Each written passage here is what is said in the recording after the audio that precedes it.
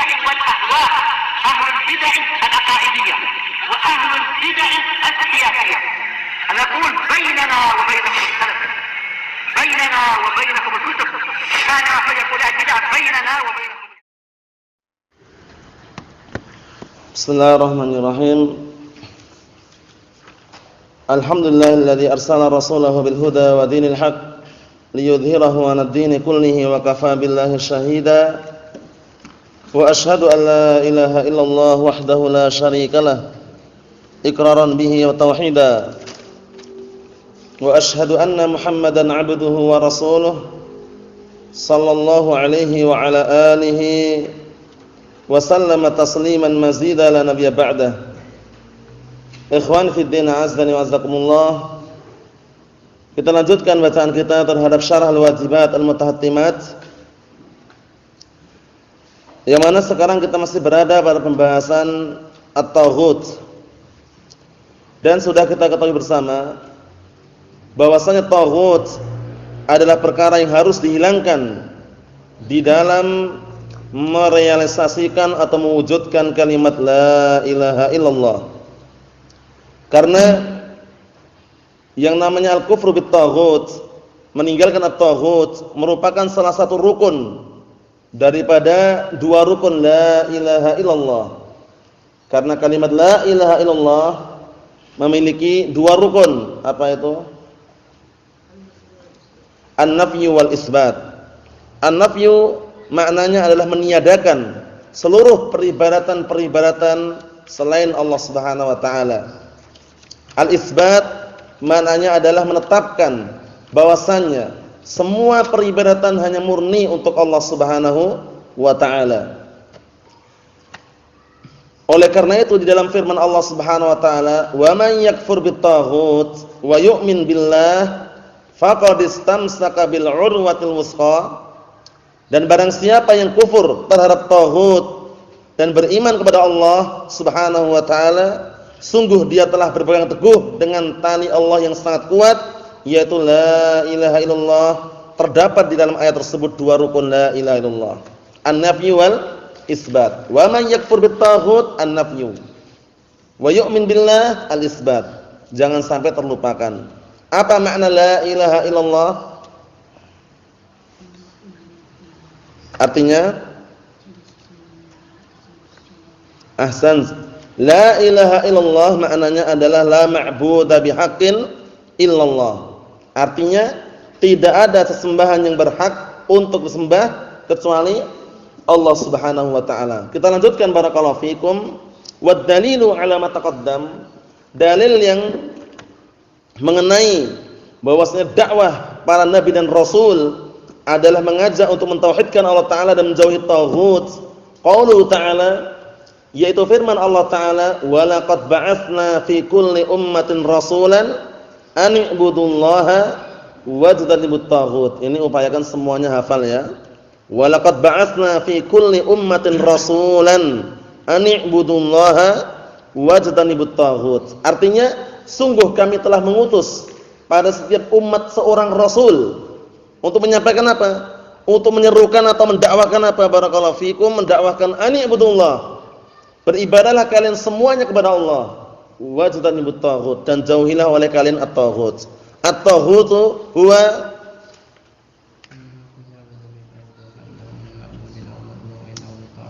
na'am, ma tajawaza bihil 'abdu haddahu min ma'budin aw matbu'in aw muta'. Suatu perkara yang bisa membuat seorang hamba melampaui batasan, baik dengan sesuatu yang disembah atau sesuatu yang diikuti atau sesuatu yang ditaati. Itu kalau seandainya mereka ridha dengan perbuatan tersebut, maka mereka digelari dengan at-taghut. Naam, ru'usut tawaghit, kepala-kepala pembesar-pembesar taghut itu yang paling besar adalah iblis laknatullah alaih. Nanti akan kita lewati. Kita lihat, walaqad ba'atsna fi kulli ummatin ay ta'ifatin wa qarnin wa jilin minan nas. Artinya, sungguh kami telah mengutus pada setiap umat, maksudnya setiap kelompok, setiap generasi, setiap keturunan dari kalangan manusia. Diutus apa? Rasulan, seorang rasul. mundu hadatsa syirku fi qaumi Nuhin ila an khatamahum bi Muhammadin sallallahu alaihi wasallam. Semenjak munculnya kesyirikan, yaitu pada zamannya kaum Nabi Nuh alaihissalam, hingga ditutupnya mereka dengan adanya Nabi Muhammad sallallahu alaihi wasallam. Karena syirik ini munculnya tidak sejak dulu ya. Dulu di zaman Nabi Adam alaihissalam, itu mereka manusia berada dalam satu agama, yaitu mentauhidkan Allah Subhanahu wa taala, beribadah kepada Allah Subhanahu wa taala. Sebagaimana firman Allah Subhanahu wa taala, "Kanan nasu ummatan wahidah." Dahulunya manusia berada di satu ummah, yaitu satu qudwah, satu panutan, satu agama. Sebelum munculnya zaman Nabi Nuh alaihissalam ini. Nabi Adam alaihissalam. Kemudian setelah zaman Nabi Adam alaihissalam, jaraknya kurang lebihnya 10 kurun, itu 10 generasi. Ya kurang lebihnya berarti berapa? Berapa tahun? 1000 tahun barakallahu fikum, muncullah zaman Nabi Nuh alaihissalam kesyirikan. Mereka hulu, ekstrim, berlebihan di dalam menyanjung orang-orang saleh. Ada yang di antara mereka membangun kuburan-kuburan atau membangun di atas kuburan mereka tempat-tempat ibadah atau yang semisalnya. Nah, barakallahu fikum, kisahnya bisa dilihat dalam surat Nuh. Nah, ada Ya'uq, ada Nasr, ada juga Yahus, Ya'uq dan semisalnya. Itu mereka adalah orang-orang saleh di zaman Nabi Nuh alaihissalam. Wa illa dulunya tidak ada kesyirikan. Oleh karena itu Nuh alaihissalam digelari dengan apa? Rasul pertama kali diutus untuk penduduk bumi ini. Apa maksudnya ya? Wa illa Nabi Adam alaihissalam adalah nabiyyun wa lam yakun rasulan. Nabi Adam alaihissalam adalah nabi, bukan rasul. Dan rasul pertama kali yang diutus untuk penduduk muka bumi ini siapa? Nuh alaihissalam. Nah, di saat itulah munculnya kesyirikan. Nah, barakallahu fikum, jaraknya kurang lebih berapa tahun tadi? 1000 tahun, 10 abad, 10 generasi. Nah, barakallahu fikum, karena satu generasi 100 tahunan itu. Nah, barakallahu fikum. Ikhwani fi din, azza wa jazakumullah. Jadi Allah Ta'ala mengutus pada setiap Rasul, semenjak terjadinya kesyirikan, yaitu pada kaum Nuh alaihissalam, hingga ditutupnya mereka dengan adanya Nabi Muhammad SAW, Ani'budullah, ini seruannya. Beribadalah kalian semuanya kepada Allah, ay wahidullah Ta'ala wa afriduhu bil ibadah. Maksudnya adalah tunggalkanlah Allah Ta'ala dan esakanlah Allah Ta'ala di dalam beribadah. Tidak menduakannya, tidak mensekutukannya, tidak berbuat kesyirikan. Itulah dakwah yang didakwakan oleh para rasul. Nah, nanti kalau ditanya siapa rasul pertama kali, kita katakan rasul pertama kali yang Allah Ta'ala utus untuk penduduk bumi ini adalah Nuh alaihissalam. Kenapa harus dikasih lafaz rasul pertama kali untuk penduduk bumi? Karena rasul itu sifatnya umum. Malaikat juga rasul, namun dikenal dengan apa? Rasulun malaki. Sedangkan Nuh alaihissalam dikenal dengan apa? Rasulun basyari. Itu kaidahnya sudah kita lewati berkali-kali. Na'am barakallahu fikum. Karena ternyata para malaikat juga rasul, sebagaimana firman Allah Subhanahu wa taala, "Na'am, alhamdulillahi fatiris samawati wal ardi, ja'ilil malaikati rusulan uli ajnihatin masna wa thulatha ruba'." Na'am, zat yang menjadikan para malaikat rusulan, yaitu utusan-utusan yang mereka memiliki sayap, ada yang 22, 33, 44. Jadi malaikat juga rasul, cuman dikenal dengan rasulun malaki. Rasul dari kalangan malaikat. Wa illa rasul yang pertama kali untuk penduduk muka bumi ini adalah apa? Nuh alaihissalam. Oleh karena itu ketika di dalam hadis yang panjang, hadis mengenai syafaat, na'am barakallahu fikum, ketika umat mereka semua berkumpul, mulai dari umat Nabi Adam alaihissalam hingga umat Nabi Muhammad SAW, mereka meminta syafaat, datang berbondong-bondong kepada para nabi. Enggak ada satupun yang mereka memiliki syafaat tersebut. Nah, barakallahu fikum. Lastulaha. Aku bukan pemiliknya. Kemudian terakhir sebelum Nabi Muhammad SAW, mereka juga sempat datang kepada Nabi Nuh alaihissalam. Ya Nuh, anta awwal rasulin ila ahli al-ard. Wahai Nuh, sesungguhnya engkau adalah rasul pertama kali yang diutus untuk penduduk bumi ini. Nah, maksudnya mereka itu meminta agar dijadikan wasilah perantara, agar segera mendapatkan syafaat. Nah, barakallahu fikum, namun semua tidak ada yang bisa kecuali Rasulullah SAW, yang mana Rasulullah adalah pemegang syafaatul uzma, syafaat yang paling besar. Rasulullah mengatakan analaha, akulah pemiliknya, yaitu syafaatul uzma, syafaat yang paling besar yang diperuntukkan untuk ahlu mauqif, orang yang berada di padang mahsyar, yang di situ semua orang dalam keadaan panik dan genting, butuh syafaat. Nah, nanti syafaat untuk segera ditunaikan, segera diputuskan perkaranya, segera dibereskan semua urusannya. Itu syafaat al-'udma yang dikenal dengan syafaat yang paling besar. Itu enggak ada yang miliki kecuali siapa? Rasulullah sallallahu alaihi wa ala alihi wasallam. Kita lihat barakallahu fikum dakwah yang dibawa oleh para rasul, wahidullah ta'ala wa afriduhu bil ibadah wajtanibut taghut, dan jauhilah oleh kalian taghut, wat taghutu amun bi kulli ma yu'badu min dunillah. Perhatikan baik-baik ya yang di kitabnya itu ya. Taghut itu umum maknanya untuk setiap apa-apa yang diibadahi selain Allah Taala taghut. Mau batu, bulan, bintang, manusia pun taghut kalau ridha diibadahi. Ingat-ingat ya, kalau manusia harus ada lafaz ridha tadi itu. Nah, karena mungkin manusia enggak ridha diibadahi kok disembah, kok dia enggak ridha, ya bukan taghut. Nah, barakallahu fikum, seperti mereka misalkan orang-orang Nasara meyakini bahwasanya yang mereka ibadahi adalah Isa alaihissalam misalkan. Nabi Isa enggak ridha disembah. Berarti Nabi Isa bukan taghut kan itu. Nah, barakallahu fikum. Jadi, taghut itu sifatnya umum. Nah, namanya kata beliau adalah umum, digunakan sesuatu yang umum pada setiap perkara yang disembah atau sesuatu yang disembah selain Allah Subhanahu wa taala. Mau batu, bulan, bintang, bahkan di India sana, wal a'yadu billah. Nah, barakallahu fikum, dulu pernah dapat kisah itu, mungkin antum juga dengar, ada di antara mereka yang menyembah apa? Menyembah sapi, kemaluan pun sembah. Bayangkan itu. Allahul musta'an. Nah, oleh karena itu sangat disayangkan. Suatu ketika ada kisah, nah barakallahu fikum, ada patung yang besar. Nah, di daerah India kalau enggak salah itu ya, waktu itu dikisahkan ketika kami di Damaskus. Nah, jadi di sana itu patungnya itu setiap hari ada orang buang sesajen di situ. Tapi sesajen itu anehnya hilang gitu loh. Susu pun habis, makanan habis. Jadi orang anggap itu yang makan ya berhalanya tadi yang makan. Ternyata suatu ketika diintip oleh salah seorang. Nah, ini sengaja ngasih sesajen mungkin susu atau makanan di situ. Diintip siapa sebenarnya sosok yang memakan dan menghabiskan makanan sesajen tadi. Ternyata anjing. Allah musta'an. Jadi kisahnya ternyata yang minum susunya juga anjing, yang menghabiskan makanan anjing. Setelah itu anjingnya naik ke berhala itu, pas di kepalanya kencing anjingnya. Akhirnya orang-orang barulah sadar. Ternyata apa? Ternyata berhala itu enggak bisa apa-apa. Patung, sesuatu yang benda mati. Oleh karena itu Nabi Ibrahim alaihissalam bagaimana ketika debat dengan bapaknya? Bapaknya marah-marah ketika melihat dalam keadaan pulang kemudian berhala dihancurkan oleh anaknya sendiri. Dihancurkan oleh Ibrahim alaihissalam, ditinggalkan berhala yang paling besar, kapaknya dikalungkan di lehernya. Nah, Ibrahim tanya, "Ya Ibrahim, wahai Ibrahim, apakah kamu yang melakukan seperti ini?" Apa jawaban Ibrahim alaihissalam? Tanya kepada berhala yang paling besar jika bisa bicara. Simpel aja dong pertanyaannya. Nah, walaupun istilahnya bapaknya nanya seperti itu, jawabannya simpel. Nah, barakallahu fikum, tanya pada berhala yang paling besar kalau bisa bicara. Paham ya? Yang paling besar aja enggak bisa bicara, apalagi yang kecil-kecil. Paham ya? Semuanya enggak bisa bicara. Nah, ini menunjukkan bahwasanya untuk melemahkan argumen hujah bapaknya tersebut. Akhirnya bapaknya enggak terima. Bapaknya terima enggak? Enggak terima. Siapa namanya bapaknya? Siapa? Adan? Azar. Yang jelas suaranya ya. Azar, dengan Azaru. Itu bapaknya Ibrahim alaihissalam. Nah, barakallahu fikum, kafir ya.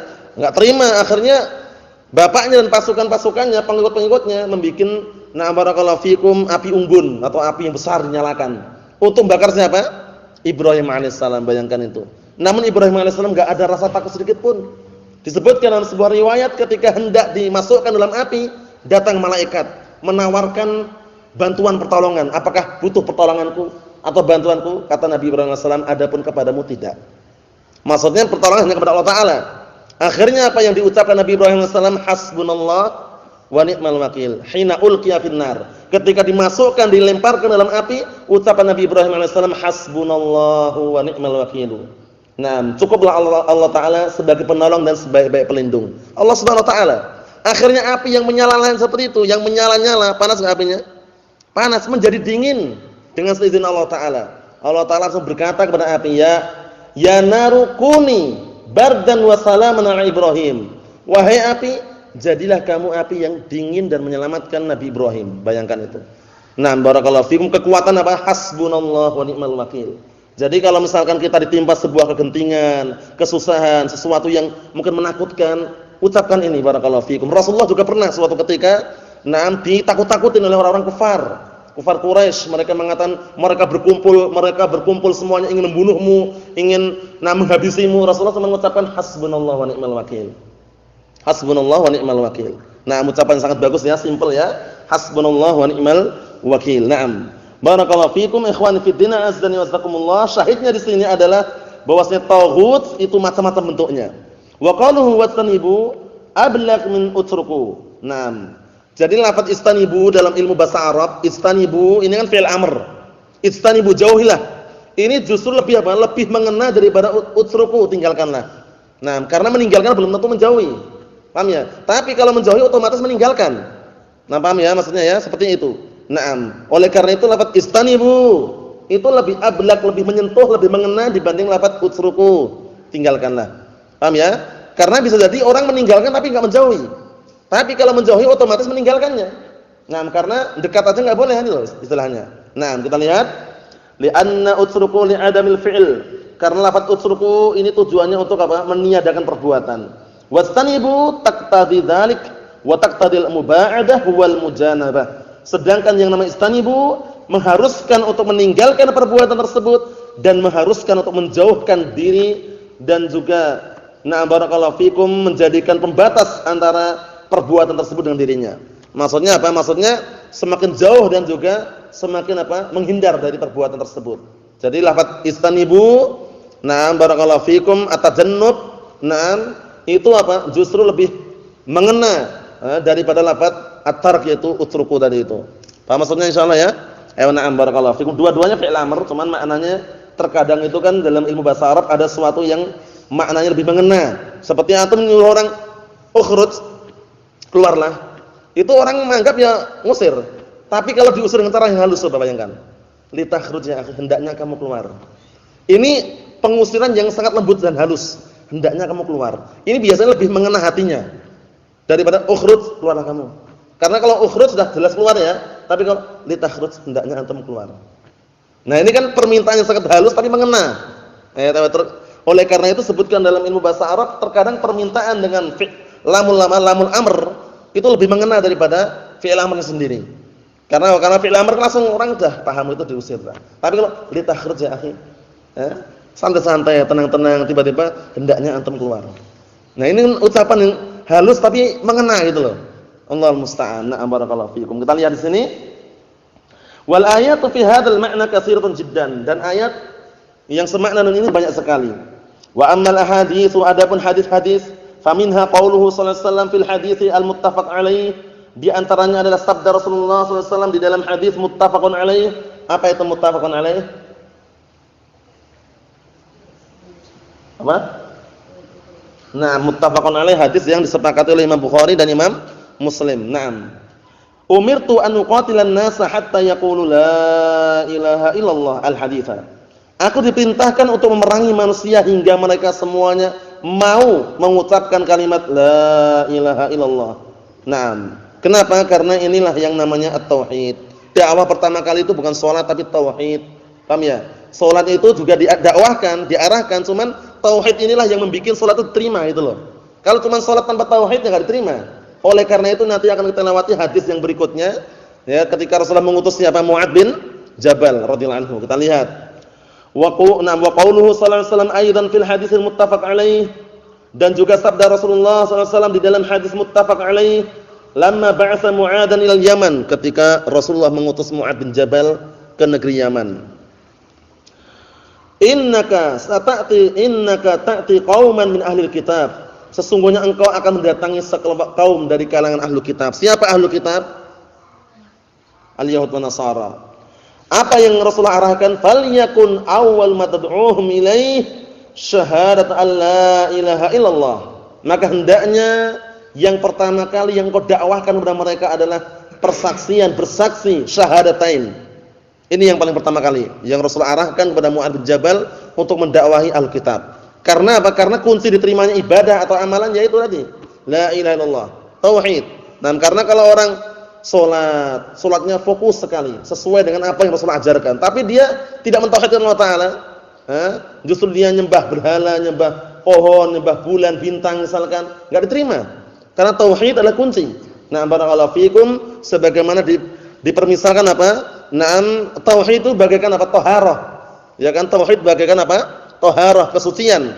Yang mana taharah, nah barakallahu fikum, itu kalau sudah kemasukan hadas tidak dikatakan taharah lagi. Paham ya? Nah, kesucian kalau sudah masukkan hadas, Nah, baik itu hadas akbar atau asghar enggak dikatakan suci lagi. Sebagaimana tauhid kalau sudah kemasukan apa? Asyirik tidak dikatakan murni lagi. Nah, barakallahu fikum. Oleh karena itu ibadah la takunu ibadatan illa ma'at tauhid. Ibadah enggak dikatakan ibadah kecuali bersama tauhid. Ikhwani fid din azza wa jazakumullah, karena at-tauhid wasyirku, nah barakallahu fikum, tauhid dan syirik kedua-duanya adalah sesuatu yang terpisah. Enggak bisa apa? Bersatu. Tidak akan bisa bersatu. Karena apa? Karena tauhid wasyirik bagaikan apa? Al-kufru wal iman, bagaikan kekufuran dan keimanan. Nah, kekufuran enggak bisa bersatu dengan keimanan. Keimanan lain, kekufuran lain.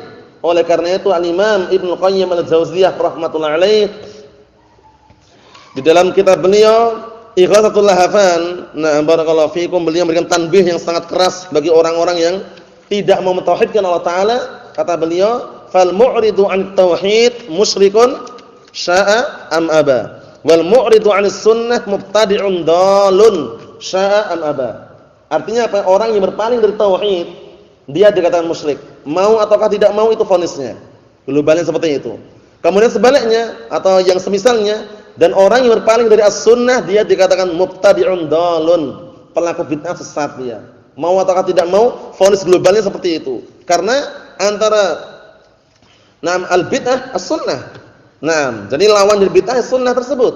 Oleh karena itu, barakallahu fikum, kita semuanya berupaya menghindari perkara-perkara bid'ah, perkara-perkara syirik atau yang semisalnya. Kita lihat sini. Ila ghairi dzalika min al-ahadits wa qad taqaddama ba'daha fi awail kitab fata'ammal.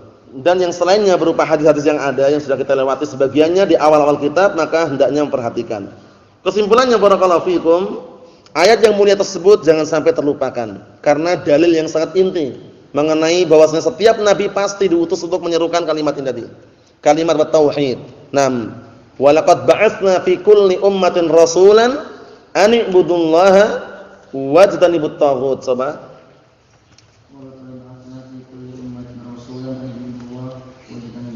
Naam, antum?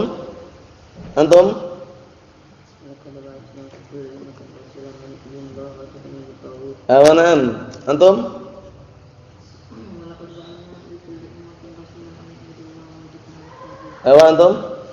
Antum? Belum, dapat nanti ya. Itu sering muncul, soal sering muncul ya. Nah, barakallahu, sungguh kami telah mengutus pada setiap umat seorang rasul untuk menyeru apa? Tadi itu. Nah, tauhidkanlah Allah taala dan hindarilah tauhid. Hindarilah at-tauhid. Nah, barakallahu fikum, seperti itu. Kita selesaikan yang terakhir barakallahu fikum.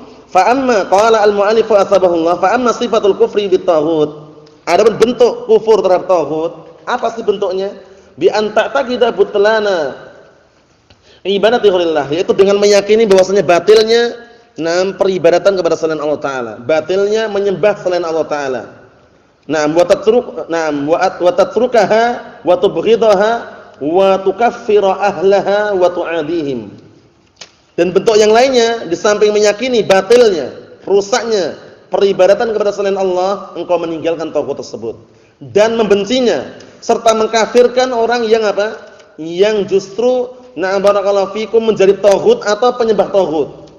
Wa tu'adihim, dan engkau memusuhinya, memeranginya. Ini konsekuensi daripada kufur terhadap at-tauhid. Karena tauhid sangat berbahaya sekali ya. Qala asy-syarih atsabahullah, hadza bayanu sifatil kufri bit tauhid fi qouli ta'ala. Inilah bentuk penjelasan terhadap apa? Kufur terhadap barakallahu fikum. Ini adalah penjelasan terhadap bentuk kufur dengan tauhid di dalam firman Allah taala, "Faman yakfur bit tauhid."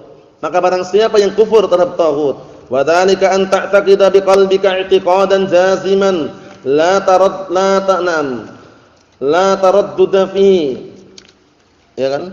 Ya enggak? Artinya apa barakallahu fikum, kata beliau, wa dzalika, maksudnya kufur terhadap tauhid itu an ta'taqida biqalbika i'tiqadan jaziman, engkau meyakini dengan hatimu dengan keyakinan yang pasti, keyakinan yang jelas, yang pasti. La taradduda itu ya. La taradduda fihi. Tidak ada keraguan sedikit pun di dalamnya. Butlani wa fasadi ibadati ghairillah subhanahu wa ta'ala. Tidak ragu sama sekali, tidak ada keraguan sedikit pun tentang batilnya dan rusaknya beribadah berselain Allah subhanahu wa ta'ala.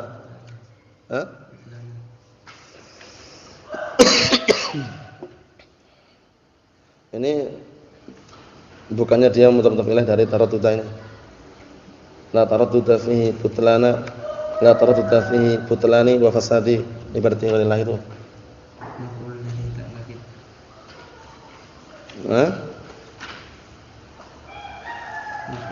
Naam, ahsan barakallahu fiik. Ayo di saya wala.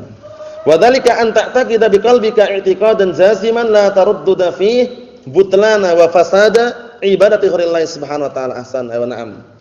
Yaitu dengan cara engkau meyakini dengan hatimu, dengan keyakinan yang pasti dan tidak ada keraguan di dalamnya, meyakini apa? Batilnya dan rusaknya peribadatan kepada selain Allah Subhanahu wa taala, kainan man kana, siapapun orangnya. Sawa'un kana al-ma'budu ma'allah, baik yang disembah itu, baik dia itu apa barakallahu fikum sesuatu yang disembah bersama Allah, nabiyan au malakan au waliyan au qabran au ghairdalik, baik yang disembah itu nabi atau malaikat atau wali atau kuburan atau yang selain itu. Jadi intinya itu semua harus dihindari semuanya. Li'anna al-ibadata kullaha haqqun lillahi wahdahu 'ala ibadihi. Dikarenakan ibadah itu semuanya murni adalah hak Allah Subhanahu wa taala semata. Na barakallahu fikum atas hambanya. Maksudnya hamba wajib mengesahkan semuanya untuk Allah Subhanahu wa taala. La tasluh illallah, tidak diperkenankan kecuali hanya untuk Allah taala. Wala taliqu illa bih, dan tidak layak kecuali hanya untuk Allah Subhanahu wa taala. Li'annahu huwal mustahiqqu laha duna ma siwa. Dikarenakan dialah Allah taala yang berhak untuk diibadahi, bukan yang lainnya. Naam. Fa idza alimta dzalik, ini terakhir ini perhatikan baik-baik. Apabila engkau mengetahui hal tersebut semuanya, fa 'alaika an tatruka ibadata ghairillahi subhanahu bil kulliyah. Maka wajib atasmu meninggalkan peribadatan kepada selain Allah taala dengan secara keseluruhan. Wa tufariqaha, dan engkau memisahkan diri darinya. Wa tatabarra'a minha wa min ahliha, dan engkau berlepas diri dari beribadah kepada selain Allah dan berlepas diri dari pelakunya. Jadi kita bencinya bukan hanya kesyirikan saja, tapi pelaku syirik harus benci juga. Karena konsekuensi daripada definisi apa? Al-Islam. Apa definisi Islam? Al-Islamu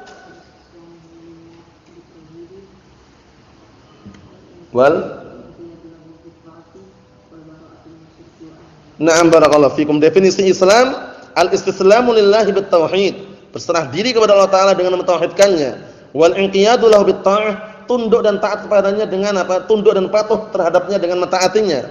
Wal bara'atu minasyirki wa ahli, dan berlepas diri dari kesyirikan dan pelakunya. Kita lihat barakallahu fikum. Wa tubghitaha dhahiran batinan, dan harus membencinya. Membenci peribadatan kepada selain Allah secara zahir dan batinnya. Bukan zahir saja ya. Karena kalau zahir saja khawatirnya masuk dalam apa? Kemunafikan. Naam.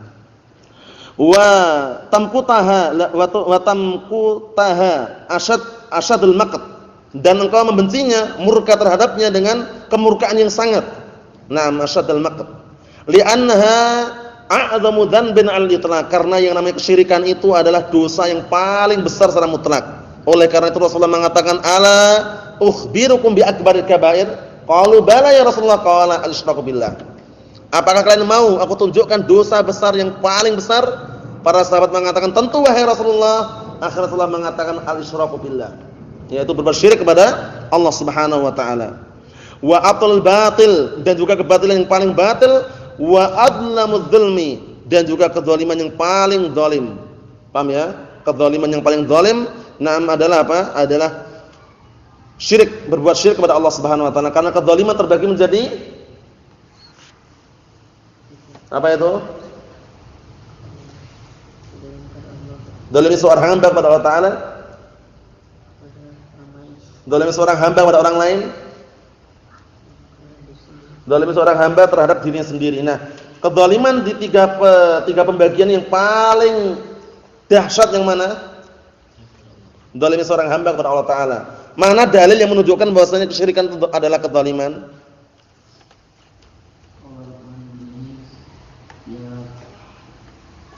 Apa? Ya benahi. Enggak boleh bikin sendiri, Al-Qur'an harus sama persis. Kalau ayat harus sama persis. Kalau ya benahi itu tersulugah itu nanti. Allah musta'an, jangan campur-campur. Ayo. Ucapan Luqman terhadap anaknya sudah benar. Cuman apa ucapannya? Apa? Na'am, ahsan. Jangan lupa itu ya. Nah, ketika Luqman Al-Hakim, na'am barakallahu fikum, berkata kepada anaknya dalam keadaan menasihatinya. Wa id qala Luqmanu libnihi wa huwa ya'idhuhu ya bunayya la tusyrik billah. Inna syirka la dzulmun 'adzim. Nah, ketika Luqman Al-Hakim berkata kepada anaknya dalam keadaan menasihati, wahai anakku, kamu jangan berbuat syirik kepada Allah, karena sesungguhnya kesyirikan adalah kedzaliman yang amat besar atau yang paling besar. Nah, ikhwani fi din azza wa jazakumullah, oleh karena itu terkadang kedzaliman maknanya adalah kesyirikan. Nah, barakallahu fikum, kalau tadi kesyirikan itu kedzaliman besar, tapi terkadang kedzaliman maknanya adalah kesyirikan. Dalilnya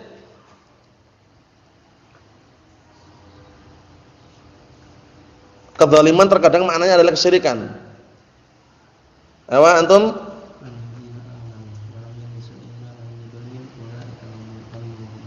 Ahsan. Alladzina amanu wa lam yalbisu imanahum bidzulmin ay bisyirkin. Ingat itu ya. Alladzina amanu, nam yaitu orang-orang yang beriman yang mereka apa? Nam tidak mencampur adukkan keimanan mereka bidzulmin ay bisyirkin, dengan kesyirikan, ulaika lahumul amnu wa hum muhtadun. Mereka adalah orang-orang yang mendapatkan keamanan dan juga mendapatkan hidayah dari Allah Subhanahu wa taala. Na'am barakallahu fikum. Wa antukafira ahlaha, dan hendaknya engkau mengkafirkan pelakunya. Wa tusarrih bidzalik, dan terang-terangan secara global seperti itu ya. Secara global kita harus berani mengkafirkan orang-orang yang melakukan kesyirikan syirik akbar, barakallahu fikum, secara global. Adapun secara terperinci per individu, hati-hati jangan bermudah-mudahan. Dilihat terlebih dahulu mawaniknya ada atau tidak.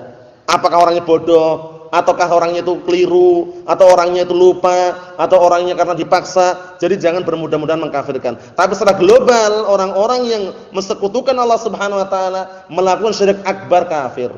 Maksudnya itu ya, seperti itu. Tapi untuk per individu tadi dilihat terlebih dahulu. Nah, barakallahu fikum, jangan bermudah-mudahan mengkafirkan kaum muslimin. Nah, kemudian apa? Tanpa melihat mawanik-mawaniknya, jangan. Nah, berbahaya karena Rasulullah mengatakan apa? Nah, barang siapa yang mengatakan pada saudaranya, ya kafir, wahai kafir, ternyata kok enggak kafir dia, malah ngena pada orang yang mengucapkan tadi itu sendiri. Balik gitu istilahnya. Allahul musta'an. Na'am barakallahu fikum. Kita lihat di sini.